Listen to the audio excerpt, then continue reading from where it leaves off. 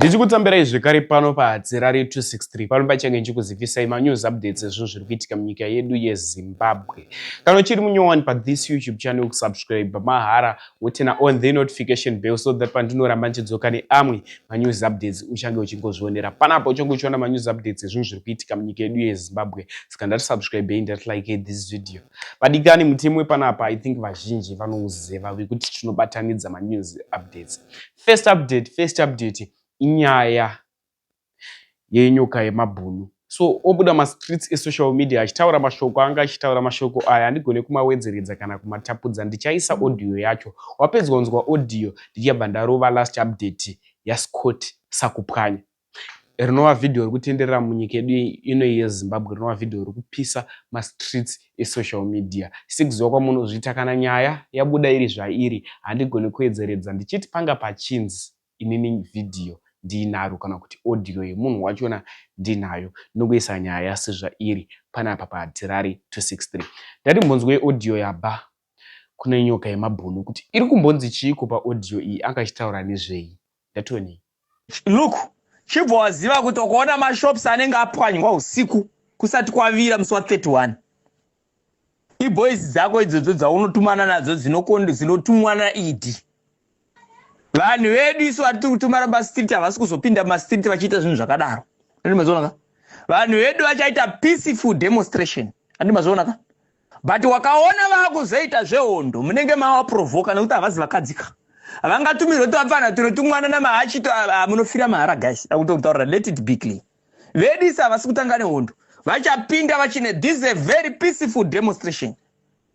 And therefore munhu avarida kuti aende ndiED, but if you start kana makazvitanga zvinopera zvakadaro zvamunoda vanozvidawo. Andimazoona ka? Then apana chiri kuzodzoka kumashure. Vari mumakommunity, vari mumadistrict ikoko musatyisidzirwe, batsirai vanhu vawane transport. Vese maclass leaders, vese vatiri kushanda navo, ma-coordinators, mune simba. Ndakupai simba indi ndiri kutaura izvozvo. Ndakupai simba rekuenda kunotaura nevanhu vari munharaunda vanokwanisa kubatsira netransport. Endai mutaure navo vabatsire vanhu netransport because chatiri kuda vanhu. Nawe yatakatarisana naye haisi nyaya yema-individual. Ndeyekuti vanhu vagute. Ma-politician ane ma-double standard anenge ana Tino Machakairi ana Tini Maki vanoda kutanangira kunzungu nekunyimo vachamhanya zviri very legendary. Andimazoona ka? Wait and see, I'm telling you. Vamwe vachitanzi Geza waya anouya nemathreats aiwa kamuri vana vadiki mungangware kupfuura Geza akanorwa hondo akadzoka ari mupenyimi. Imbodzika mai. Chinhu chakakura kupfuura level ramuri kufunga. Nezuro vamwe vakamhanya makari mumabharaku muwaona madrone. Pakamhanywa vamwe vakapinda pasi pemubhedha. Hai zvamakaona zvidiki. Pane zvimwe zvamusati maona. Handimazoona ka?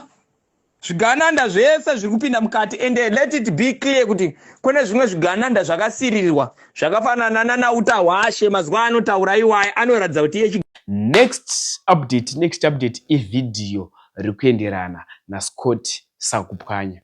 I think vazhinji mamatomirira kuda kuziva kuti chii chiri kumboitika, chii chiri kutora nzvimbo ide, zviri kumbofamba sei zviri kuitika. Muchavanzwa vemunharaunda iyoyo vachizvitaurira vega zviri kuitika. Muromo wangu haugone kubuditsa manyepo kana kutaura zvisiri izvo zvataurwa pavideo. Video iri rikutenderera ma-streets e-social media ende rikutrenda ma-streets e-social media. Ndazoona mumwe achinobvunza kuti Hatirari ko video rikuwedzera Scott Sakupwanya rikutenderera ma-streets e-social nderipi? Ndabva ndaritsvaga ndakauya naro izvezvi. So ndo video ndoda kusiyai muchiona mapedza kuona video mutoa zvamunofunga comment section. Ndatiwanzei kama likes amadzadiwa kuti ndizokasikawo kuramba ndichidzoka neamwe manews updates. Zvada kuita munguva inoenda kukutizai but tosangana zvekare manje munguva inotevera. Muve nenguva yakanaka vadikani. Rudo rwenyu runotisvitsa kure. Chimuti makachibata here? Muri kuonera mavideos aya muri kupi kunyika dzipi? Chingopinda mucomment section. Kana uri Cape Town, uri muZimbabwe, uri kuBotswana, uri kuZambia, uri kuUK, uri kupi India, kupi nekupi, unongopinda ubwati Hatirari chimuti chakachibata dzvi kuti dzvi ndiri pakati. Much love. Zvitoshamisa kuti pamwe pandine ndakatogara panapa kutoti pamwe izvizvi ndakatogara pamusoro pegomba ukuthi anytime ndogona kuti imba ine inogona kunge yatodhirika. Negotiations with investors are done in secret and decisions are reached with no free, prior and informed consent of communities.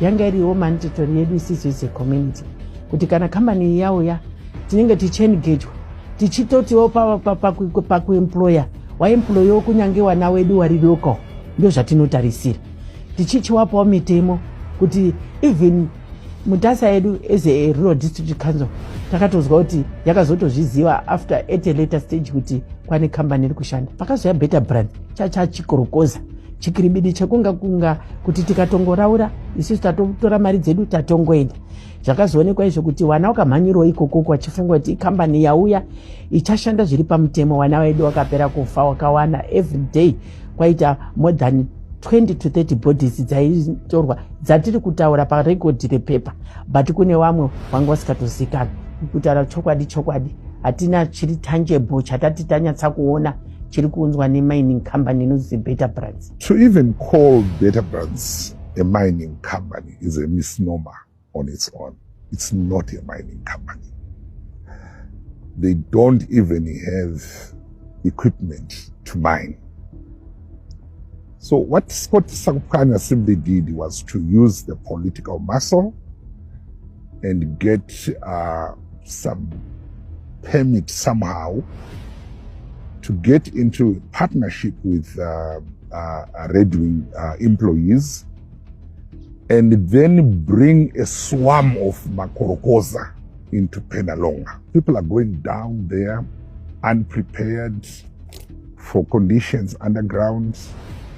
They don't have the oxygen cylinders and most of them are suffocating to death underground. We have cases where people are trapped underground, but because Scott Sakupkanya and his Better Brands, it's not a mining company, they don't have equipment to rescue those people. If it was a proper mine, a lot of these deaths could have been prevented. Government should have stopped the Better Brands way back and find a proper investor with the capacity of Metal on Gold, which can revive the operations of Metal on Gold and create formal jobs, not this chikorokoza that is happening there, which is actually sending hundreds of young people to their early graves.